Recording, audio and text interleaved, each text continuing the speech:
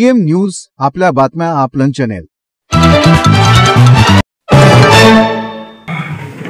सगळ्या माध्यमांच्या प्रतिनिधींचं मनापासून राष्ट्रवादी काँग्रेस पक्षाच्या सातारा जिल्ह्याच्या वतीने स्वागत करतो। आजच्या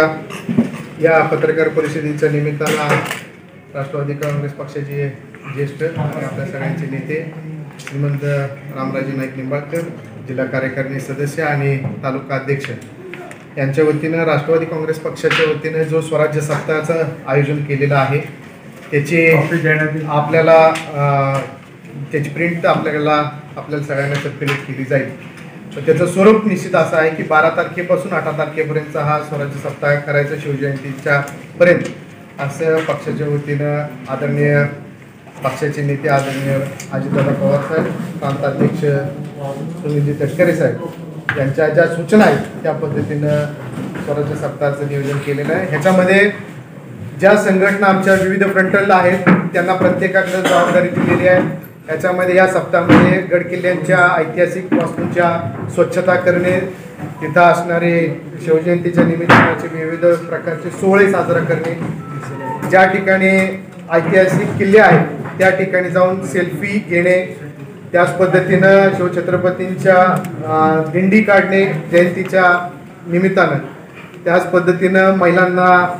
महिला संघटना ज्या आहेत त्यांनी सुद्धा या स्वराज्य सप्ताहामध्ये चित्रकला स्पर्धा असतील, रांगोळी स्पर्धा असतील, अशा पद्धतीनं त्यांनी त्यांच्या पद्धतीनं नियोजन करायचं आहे।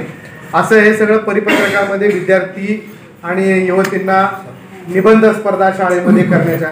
अशा प्रत्येक विभागाचे जे नेतृत्व करणारे पदाधिकारी राष्ट्रवादी काँग्रेस पक्षाचे आहेत त्यांना सगळ्यांना एक जबाबदारी निश्चित करून दिलेली आहे।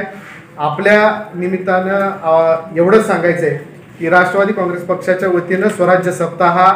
अतिशय वेगळ्या स्वरूपामध्ये की जेणेकरून रयतेचं राज्य आणि स्वाभिमानी विचाराचा जो ठेवा आदरणीय अजितदादा पवारांनी सांगितला की सरकार चालवण्याची प्रेरणा शिवछत्रपतींच्या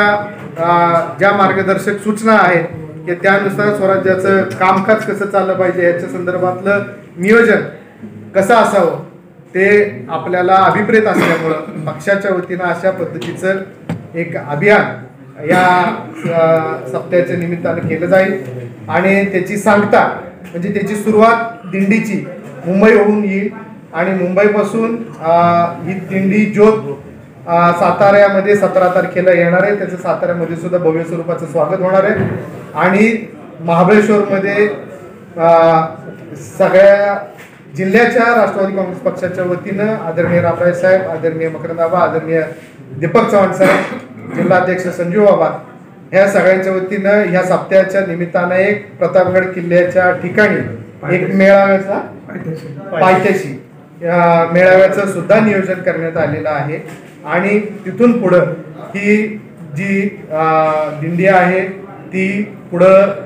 कोल्हापूरकडे जाणार आहे आणि रायगडला त्याचा प्रांताध्यक्षांच्या अध्यक्षतेखाली समारोप तिथं शिवप्रतिमेचा ह्या शिवजयंतीच्या निमित्तानाचा होणार आहे। प्रमुखांच्या सुद्धा निवडी आता या ठिकाणी आदरणीय रामराजे साहेबांच्या नेतृत्वाखाली केलेल्या आहेत। त्याची नावासहित यादी आपल्याला सुद्धा दिली जाईल आणि तशा नियुक्त्याचं सुद्धा आज माननीय रामराजे साहेबांच्या अध्यक्षतेखाली नियुक्त्या जाहीर केल्या।